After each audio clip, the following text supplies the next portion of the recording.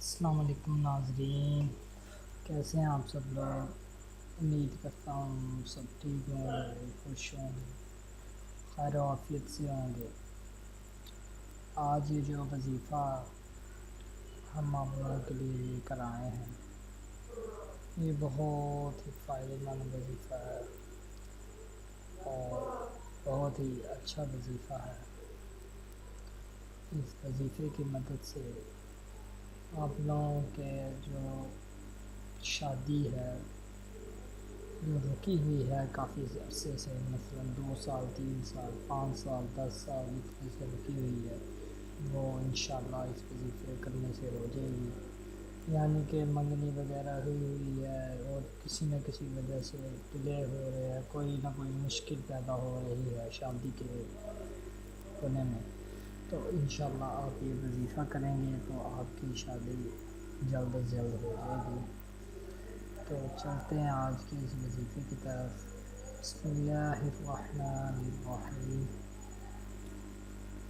وقال الذی، سپارہ 19واں سپارہ ہے، سورۃ الفرقان، 54 آیت ہے، آیت نمبر 54 ہے اس کی۔ وَهُوَ الَّذِي خَلَقَ مِنَ الْمَاءِ بَشَرًا فَجَعَلَهُ نَسَبًا وَصِهْرًا وَكَانَ رَبُّكَ قَدِيرًا۔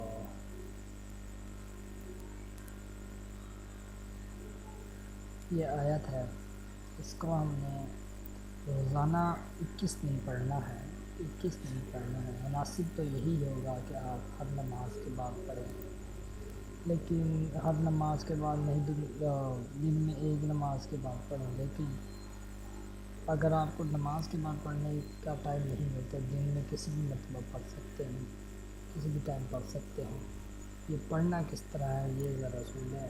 اس آیت کو پڑھنے سے پہلے 3 مرتبہ درود ابراہیمی، درود پاک پڑھنا ہے۔ اس کے بعد آپ نے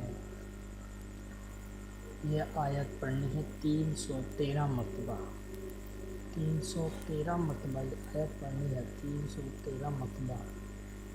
تو پھر 21 دن تک یہ وظیفہ کرنا، پھر خدا تعالیٰ کے بارگاہ میں دعا مانگے۔ امید کرتا ہوں کہ آپ کے لیے یہ وظیفہ بہت ہی کام دہ ہو۔ اگر آپ کو پسند آیا تو اس کو شیئر کریں۔ خدا حافظ۔